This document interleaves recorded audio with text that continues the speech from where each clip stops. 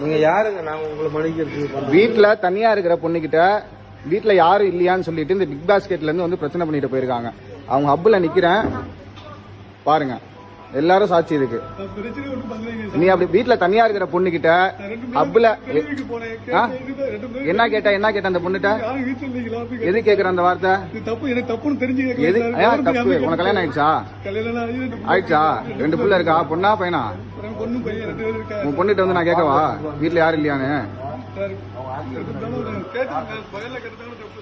சரி, ஸ்டேஷன் போலாம் வா. நீதி நேர்மை நியாயம்லாம் எங்களுக்கு தெரியும். ஐயா அண்ணா, மரியாதையா பேசுறேன். என்ன ஒண்ணு இல்ல உன் வீட்டு பொம்பளைட்டு வந்து கேட்டா சும்மா விட்டுருவியாடா?